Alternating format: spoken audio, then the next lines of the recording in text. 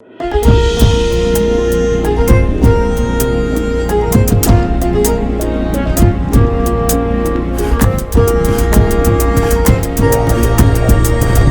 የፈታ ቤተሰቦች ከልብ የመነጨ ሰላምታችን በያላችሁበት ይድረሳችሁ። የዕለተ ቅዳሜ የምሽት መረጃዎችን ከዚህ አስከትለን እንነግራችኋለን። በቅድሚያም ዋና ዋናዎቹን እናስተዋውቃችሁ። በኢትዮጵያ መከላከያ ውስጥ ረዘም ላሉ ዓመታት ያገለገሉትና በአሁኑ ሰዓትም በኬንያ ኢትዮጵያ አምባሳደር ሆነው እየሰሩ ያሉት ጄኔራል ባጫ ደበሌ አልሸሸውም ብለዋል። ህወሓትና ኦነግን ጨምሮ በርካቶችን በአንድ ጉዳይ አጥብቀው ወቅሰዋል። አልሸሸውም ያሉበትን ጉዳይ አካተን ከህወሓት እስከ ኦነግ ያሰሙትን ውንጀላ እንመለከተዋለን። በትናንትናው ዕለት እስራኤል ለሶማሌላንድ እውቅና መስጠቷ ይታወሳል። ታዲያ የሶማሌላንዱ ፕሬዝዳንት የሆኑት አብዱራህማን መሐመድ አብዱላሂ ከእውቅናው በፊት በሚስጥር ወደ እስራኤል ተጉዘው እንደነበር ዛሬ ወጣ አንድ መረጃ አመላክቷል። ከእስራኤል እውቅና ጀርባ ያሉት ስምምነቶች ግልጽ እየሆኑ ሲሆን ዋነኛውና አንደኛው የእስራኤል ፍላጎትም ግልጽ ሆኗል። የሶማሌላንድ የሀገርነት እውቅናን ተከትሎ አነጋጋሪ መልእክቶች እየተሰሙ ነው። ከኢትዮጵያ ጋር በተያያዘ የቀድሞው የአሜሪካ አምባሳደር ያስተላለፉት መልእክት ልዩ ትኩረት ስቧል። ኢትዮጵያ የእስራኤልን መንገድ ተከትላ እውቅና መስጠት ይኖርባታል ብለዋል አምባሳደሩ። በተከፈተው በር ኢትዮጵያም አሜሪካም ለሶማሌላንድ እውቅና ሊሰጡ ይገባሉ ሲሉ አምባሳደሩ ጥሪ አቅርበዋል። ኢትዮጵያ፣ ጅቡቲ፣ ኬንያ፣ ሶማሊያ፣ ሱዳንና ኡጋንዳ መስራችና ደቡብ ሱዳን የተካተቱበት የምስራቅ አፍሪካ የልማት በይነ መንግስታት ድርጅት ኢጋድ እስራኤል ለሶማሌላንድ የሰጠችውን እውቅና በመቃወም መግለጫ አውጥቷል። የአሜሪካ የኢሚግሬሽን ቁጥጥር ተጠናክሮ ቀጥሏል። የአሜሪካ የሀገር ውስጥ መስሪያ ቤት አዲስ የጉዞ ገደብና የኢሚግሬሽን ቁጥጥር መመሪያ ይፋ አድርጓል። በፕሬዚደንት ዶናልድ ትራምፕ አስተዳደር ስር የወጣው የአዲስ መመሪያ ብሔራዊ ደህንነትን ለማጠናከር በሚል ዜግነታቸው አሜሪካ ያልሆነ መንገደኞችንና የግሪን ካርድ ተጠቃሚዎችን ኢላማ ያደረገ ነው። በአማራ ክልል ደሴ ከተማ ውስጥ የደረቅ ቆሻሻ መጣያ ተደርምሶ 2 ሰዎች ሕይወታቸው አልፏል። አጠር አድርገን የምንመለከተው የሀገር ቤት መረጃችን ነው። የዩክሬኑ ፕሬዝዳንት ቮሎዲሚር ዜሌንስኪ ሀገራቸው ከሩሲያ ጋር እያካሄደች ያለችውን ጦርነት ለመቋጨት ለሚደረገው ንግግር ነገ እሁድ ከትራምፕ ጋር እንደሚገናኙ አስታውቀዋል። ሰውየው 90 ነጥቦች ያሉት አዲስ የሰላም እቅድ ነድፈው መጥተዋል የተባለው። ይህን ጨምሮ በመግቢያ ያስተዋወቅናቸውን ጉዳዮች አንድ ባንድ እየነገርን እናቆያችኋለን። አብራችሁን ሁኑ። መሃል ፒያሳ ላይ እጅግ ድንቅ አፓርትመንት ለሽያጭ ቀረበ። የአማና ትሬዲንግ እህት ኩባንያ ከሆነው ሜሪት ሪል ስቴት በመሃል ፒያሳ ወዳጅነት ፓርክ አጠገብ በፖስቴሽን ቴክኖሎጂ እያስገነባናቸው የሚገኙ አፓርትመንቶችም ለሽያጭ አቀረብንላችሁ። ባለ 1 መኝታ ከ500 ሺህ ጀምሮ፣ ባለ 2 መኝታ ከ840 ሺህ ጀምሮ፣ ባለ 3 መኝታ ከ1.2 ሚሊዮን ብር በ10% ቅድመ ክፍያና ከረጅም ጊዜ የባንክ ብድር ጋር አቀረብንላችሁ። ለአጭር ጊዜ የሚቆይ እስከ 35% የሚደርስ ዳጎስ ያለ ቅናሽ የተዘጋጀ ሲሆን ባሉበት ሆኖ በዲኤችኤል ይጨርሱ። አሁኑን ይደውሉ። ለበለጠ መረጃ 0971 99171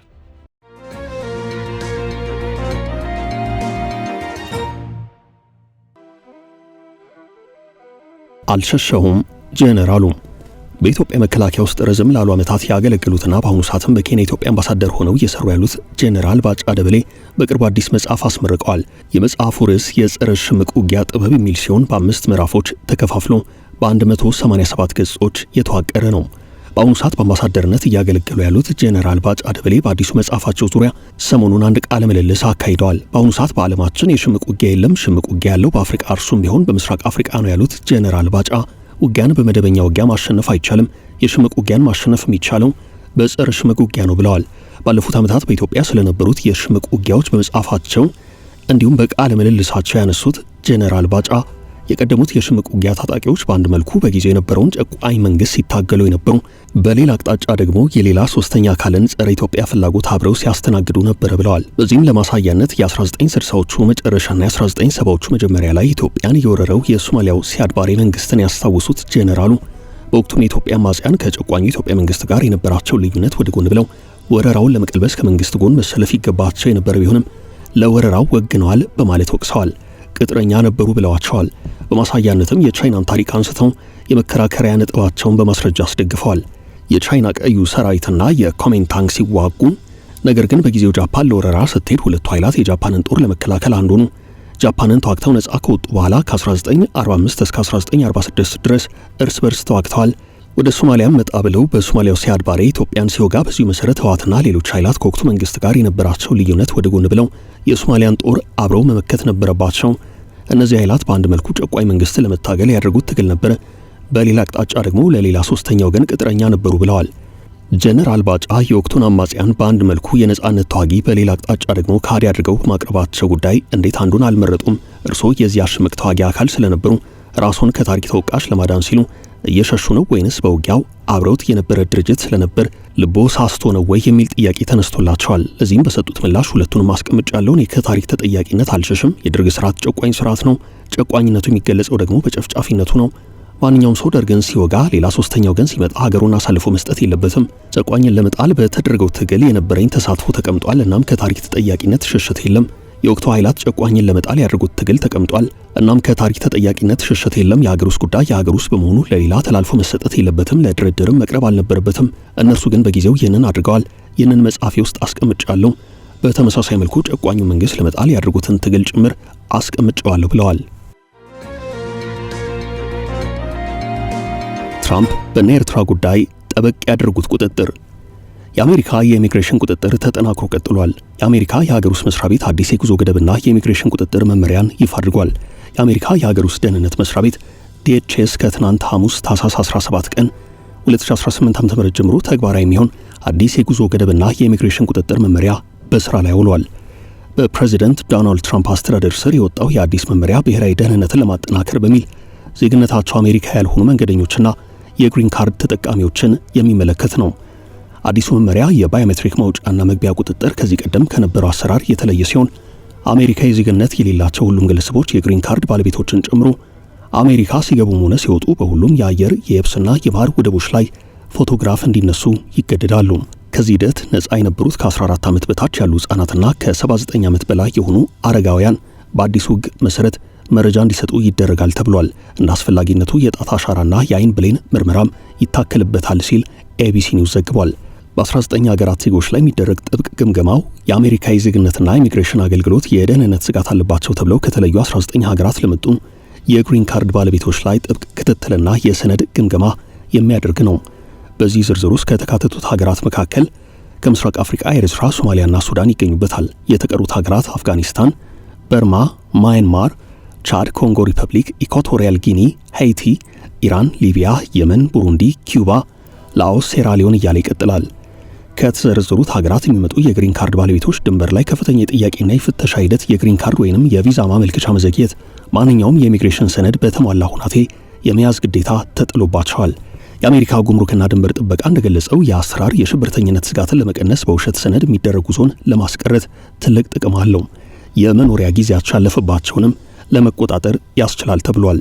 አዲሱ ስርዓት በሚቀጥሉት ከ3 እስከ 5 ዓመታት በሁሉም የሀገሪቱ መግቢያዎች ላይ ይተገበራል ተብሏል። ይህ በዚህ እንዳለ የአሜሪካው ፕሬዚደንት ዶናልድ ትራምፕ ወደ አሜሪካ የሚደረጉ የጉዞ ገደቦችን በከፍተኛ ሁኔታ የሚያሰፋ አዲስ አዋጅ ከሳምንት በፊት ፈርመዋል። በዚህ አዋጅ መሰረት ቀደም ሲል 19 የነበሩት ሙሉ ወይንም ከፊል የጉዞ ገዳ የተጣለባቸው ሀገራት ቁጥር ወደ 39 ከፍ ብሏል። ዋይት ሀውስ እንደገለጸው እርምጃው የተወሰደው ዝርዝር ውስጥ የተካተቱ ሀገራት ተጓዦችን በመለየትና መረጃን በማጋራት ረገድ ከፍተኛ ጉድለት ስለታየባቸው ነው። በፕሬዝደንቱ አዲስ ውሳኔ መሰረት የተለያዩ የአፍሪካ ሀገራት ላይ ያነጣጠረው የአሜሪካ መግቢያ የቪዛ እገዳ በስራ ላይ ውሏል። ከነዚህ ውስጥ ኤርትራ አንደኛዋ ናት።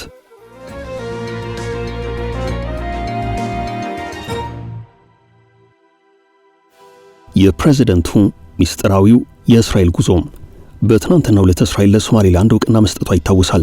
ታዲያ የሶማሌላንድ ፕሬዝደንት የሆኑት አብዱራህማን መሐመድ አብዱላሂ ከእውቅናው በፊት በሚስጥር ወደ እስራኤል ተጉዘው ነበር ተብሏል። ፕሬዝደንቱ በቅጽል ስማቸው ኢሮ በመባል ይጠራሉ። ከእውቅናው አስቀድሞ ከእስራኤሉ ጠቅላይ ሚኒስትር ቤንያሚን ኔታንያሁ ጋር ከሞሳድ አለቃ ዴቪድ ባርንና ከእስራኤል መከላከያ ሚኒስትር እስራኤል ካትዝ ጋር በሚስጥር መክረው እንደነበር የእስራኤል የዜና ምንጭ ቻናል 12ን ጠቅሶ ኢራን የተሰኘ ሚዲያ ዘግቧል። ፕሬዝደንት ኢሮ ከኔታንያሁ ጋር እስራኤል ውስጥ በሚስጥር ተገናኝተው የመከሩት ከ2 ወራት ግድም በፊት ነው። እስራኤል ለሶማሊላንድ እውቅና የሰጠች ቀዳሚ ሀገር የሆነች ሲሆን የእውቅና ስነ ስርዓቱ በትናንትናው ዕለት ይፋ ቢሆንም ከ2 ወራት ለቀደመ ጊዜ ሃርጌሳና ቴል አቪቭ ንግግር ላይ ነበሩ። ጉዳዩ እውቅና በመስጠት ብቻ የሚቆም ሳይሆን እስራኤልና ሶማሊላንድ ጠለቅ ያለ ስትራቴጂያዊ አጋርነት የሚተገብሩበት እንደሆነ ሲነገር፣ በሶማሊላንድ በኩል የእስራኤል እውቅናን ተከትሎ የፍልስጤም ጋዛዎችን ለማስፈር ስምምነት ሳይኖር እንዳልቀረ እየተነገረ ነው። የወሬ ምንጩ ሁለቱ አካላት ከእውቅናው ንግግር በፊት ስለ ጋዛ መነጋገራቸውን አረጋግጫለሁ ብሏል። ሆኖም ጉዳዩና ትብብሩ እየሰፋ መጥቶ ወደ እውቅና ማምራቱን ገልጿል። ፕሬዝደንቱ በሚስጥር ከ2 ወራት በፊት እስራኤል እንደነበሩ በወጣው መረጃ ዙሪያ ከሶማሊላንድ የተሰጠ አስተያየት የለም። ኔታንያሁ ለሶማሌላንድ እውቅና መስጠታቸውን በገለጹበት ወቅት ፕሬዚደንት ኢሮ በቀጣይ ወደ ቴል አቪቭ እንዲመጡና ተጨማሪ ንግግሮች ላይ እንዲሳተፉ ጋብዘዋቸዋል። እውቅናው ግን አሁን በርካታ የአረብ ሀገራት ዘንድ ተቃውሞ እየተሰማበት ነው። እስራኤል የአረቡን ዓለም ህብረት የመከፋፈል አጀንዳ ይዛ የፈጸመችው ስለመሆኑ የአረብ መንግስታት ተንታኞች እየተናገሩ ነው። ሶማሌላንድ ነጻነቷን ያወጀችው በፈረንጆቹ በ1991 ሲሆን ላለፉት 34 ዓመታት የሀገር ቁመናን ተላብሳ ነገር ግን የሀገርነት እውቅናውን ሳታገኘው ቆይታለች። ራሷን በራሷ እያስተዳደረች የራሷን ጸጥታ አስከብራ በአንጻራዊነት ዴሞክራቲክ የሆኑ ሀገራዊ ምርጫዎችን አካሂዳለች። የሶማሊያ ፌዴራል መንግስት ምንም እንኳን ሶማሌላንድ የግዛቱ አካል እንደሆነች ቢናገርም ሞቃዲሾ ከሀርጌሳ ጋር ምንም አይነት ግንኙነት የላትም። እናም አሁን እስራኤል ለሶማሌላንድ የሀገርነት እውቅና የመስጠቷ ጉዳይ የአንዲት ሶማሊያን ፖሊሲ በግልጽ የመፍረሱን አካሄድ የሚያሳይ ነው እየተባለ ይገኛል።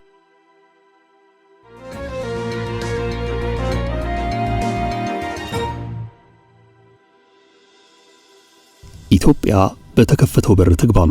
የአሜሪካዊ አምባሳደር አስተያየት። የሶማሌላንድ የሀገርነት እውቅናን ተከትሎ አነጋጋሪ መልእክቶች እየተሰሙ ነው።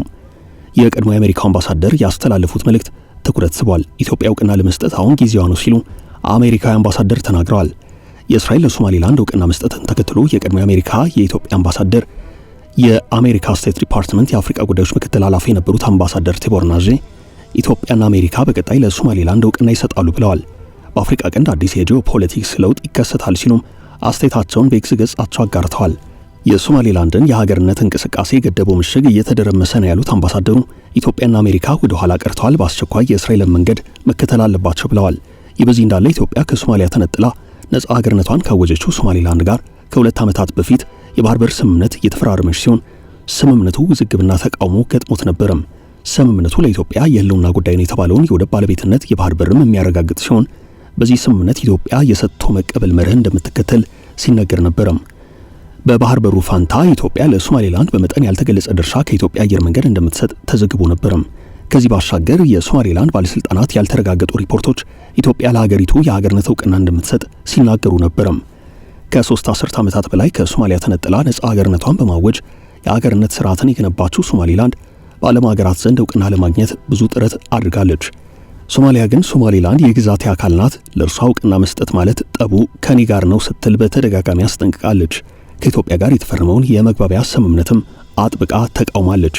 በዚህ ስምምነት ኢትዮጵያ 20 ኪሎ ሜትር የሚሸፍን የባህር ጠረፍ እንደምታገኝ የተነገረ ሲሆን በወቅቱ መንግስት ኢትዮጵያ የወደብ ባለቤት መሆኗን በእንኳን ደስ አላችሁ መልእክት አብስሮ ነበረም። ይሁን እንጂ ስምምነቱ ይዘት ከሁለት ዓመታት በኋላ በግልጽ አይታወቅም። ስምምነቱ በተለይ ሶማሌላንድ የግዛቴ አካል ናት በምትለዋ ሶማሊያና በቀጠናው ውጥረት እንዲነግስ ያደረገ ሲሆን የሁለቱ ሀገራት ወዳጅ የሆነችው ቱርክ ውጥረቱን ለማርገብ አደራድራ ከስምምነት እንዲደርሱ አድርጋለች። በዚህ መሃል የአዲስ አበባው ስምምነት ከምን እንደደረሰ እስካሁን የሚታወቅ ነገር የለም።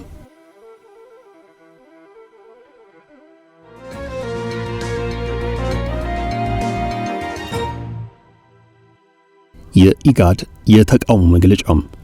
ኢትዮጵያ፣ ጅቡቲ፣ ኬንያ፣ ሶማሊያ፣ ሱዳን እና ዩጋንዳ እንዲሁም ደቡብ ሱዳን የተካተቱበት የምስራቅ አፍሪካ የልማት በይነ መንግስታት ድርጅት ኢጋድ ቴል አቪቭ ለሀርጌሳ የሰጠችውን እውቅና ተቃውሟል። ከሰሞኑ ኤርትራ ከኢጋድ አባልነቴ እንደወጣው ይታወቅልኝ ማለቷ ይታወሳል። ዋና መቀመጫውን ጅቡቲ ያደረገው ኢጋድ በ1980ዎቹ አጋማሽ በአካባቢው አጋጥሞ ለነበረው የአንበጣ ወረርሽኝና ድርቅ መፍትሄ ለመስጠት በሚል በተባበሩት መንግስታት ድርጅት አነሳሽነት የተቋቋመ ቀጠናዊ ተቋም ነው። ከዚህ በኋላ በ1996 የሰላምና ጸጥታ የኢኮኖሚ ትብብርና አንድነትን አጠቃሎ ስራውን አስፍቶ የቀጠለው ኢጋድ በአሁኑ ሰዓት በአፍሪካ ቀንድ ባለው ቀጠናዊ ፖለቲካ የጎላ ሚና ያለው ነው። እስራኤል ለሶማሌላንድ ሀገራዊ እውቅና መስጠቷ የሶማሊያ ሉዓላዊነትና የግዛት አንድነት የሚጻረር ተግባር ነው ሲል ተቋሙ በመግለጫው ተቃውሞውን አሰምቷል። የእስራኤል የሶማሌላንድ እውቅናን በተመለከተ በርካታ ሀገራት ዝምታ መርጠው ቢታዩም ግብጽ፣ ቱርክና ሶማሊያ ድምጻቸውን አሰምተዋል። የአፍሪካ ህብረትም በተመሳሳይ ተቃውሞ አሰምቷል። የእስራኤል የሶማሌላንድ እውቅናን በዛሬው ዕለት የተባበሩት አረብ ኤምሬቶች ባለስልጣናት በደስታ ከጠቅላይ ሚኒስትር ቤንያሚን ኔታንያሁ ጋር እየተሳሳቁ ሲወያዩ የሚያሳይ ተንቀሳቃሽ ምስል ተጋርቷል። በዚህም ከዓመታት በፊት ጀምሮ ከሶማሌላንድ ጋር ጥብቅ የሆነ ግንኙነት ያላት የተባበሩት አረብ ኤምሬቶች ከእስራኤል እውቅና ጀርባ ልትኖር ትችላለች የሚለውን ጥርጣሬ አጉልቶታል።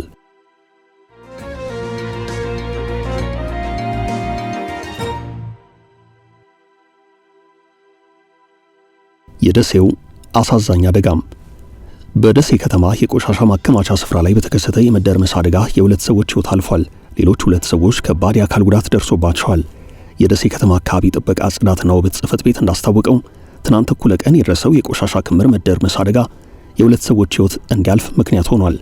ከዓመት በላይ በደሴ ከተማ ለሚወገድ ቆሻሻ ማቃጠያ ስፍራ ሆኖ የሚያገለግለው ደንበልቄ በዚህ መልኩ የመደርመስ አደጋ ሲያጋጥመው የመጀመሪያው ባይሆንም ሞት ሲያስከትል ግን የመጀመሪያው ነው። የደሴ ከተማ ፖሊስ መምሪያ አዛዥ ኮማንደር ጥላሁን ታደሰ በሰጡት ቃል አደጋ ደርሷል። የአካባቢው የደረቅ ቆሻሻ ማስወገጃ ቦታ ቆሻሻው ተንሸራቶ በሁለት ሰዎች የሞት አደጋ ደርሷል። ሰዎቹን ለማውጣት አካባቢው አስቸጋሪ ነው፣ ቢሞከርም እስካሁን አልተቻለም ብለዋል። ከቦታው የወጣው መረጃ ቆሻሻው ተንሸራቶ ሰዎቹን ወደ ረጅም ገደል እንዳስገባቸውና እንደተጫናቸው አንድ አብሯቸው የነበረ ሰው 4 ጊዜ ተንከባሎ በታምር እንደተረፈ የተነገረ ሲሆን የተደራረበ ቆሻሻ ስለነበር ሲናድ ወደ ገደል ይዟቸው የሄደና የተጫናቸው አንድ ሰው ብቻ ሲተርፍ ሌሎቹ ሕይወታቸው አልፏል። እስካሁን ባለው መረጃ መሰረት ሌላ ጉዳት የደረሰበት ሰው እንደሌለ የታወቀ ሲሆን አንድ ከሟቾች ጋር አብሮ የነበረ ሰው በሕይወት መትረፉን የቲክቫ ኢትዮጵያ ዘገባ አመላክቷል።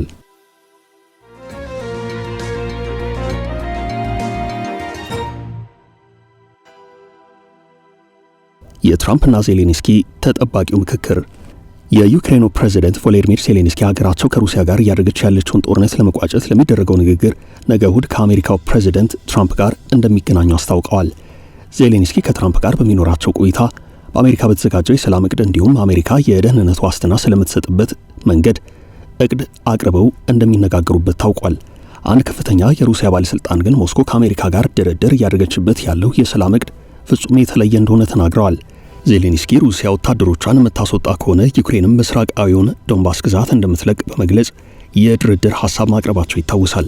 የሩሲያ መንግስት እስካሁን ድረስ ስለዚህ የድርድር ነጥብ አስተያየት አልሰጠም። በዛሬው ዕለት ሩሲያ በዩክሬን ኪየቭ ግዛት በከፈተችው አዲስ ጥቃት ቢያንስ አንድ ሰው ጉዳት እንደደረሰበት ተዘግቧል። የጥቃቱ ፍንዳታ ድምፅ እስከ ዋና ከተማዋ ኪየቭ ድረስ ተሰምቷል ተብሏል። የዩክሬን የአየር መከላከያ ኃይላት ጥቃቱን እያከሸፉ መሆኑን የተናገሩት የኪየቭ ከንቲባ ቪታሊ ክሊትሽኮ የከተማ ነዋሪዎች ወደ ተዘጋጁላቸው መጠለያዎች እንዲገቡ አሳስበዋል። የሩሲያ ዩክሬን ጦርነት ወደ 4ኛ ዓመቱ እየገሰገሰ ነው። በአሁኑ ሰዓት ሞስኮ 75 በመቶ የሚሆነውን የዶኔትስክ ግዛትና የአጎራባቹን ሉሃንስክ 99 በመቶ ተቆጣጥራለች። እነዚህ ግዛቶች በጥቅሉ ዶንባስ ተብለው ይጠራሉ። ዩክሬን ጦርነቱን ለመቋጨት በሚደረገው የሰላም ስምምነት የደህንነት ዋስትና እንዲሰጣት ትሻለች። ዜሌንስኪ ያቀረቡት አንዱ አማራጭ ሩሲያ በኃይል ለመያዝ ሞክራ ባልተሳካላት የዶንባስ አካባቢ ከወታደራዊ እንቅስቃሴ ነፃ የሆነ የኢኮኖሚ ዞን እንዲቋቋም የሚል ነው። ውድ ቤተሰቦቻችን ለዛሬ ያዝንላችሁ ርዕሰ ጉዳዮች እዚህ ላይ ቋጨን። ላይክ፣ ሼር እና ኮሜንት በማድረግ ለቻናላችን ድጋፋችሁን መግለጽ እንዳትዘነጉ እያልን ከሌሎች መረጃዎች ጋር ደግመን እስክንገናኝ ቸር ያሰማን ስንል ተሰናበትን።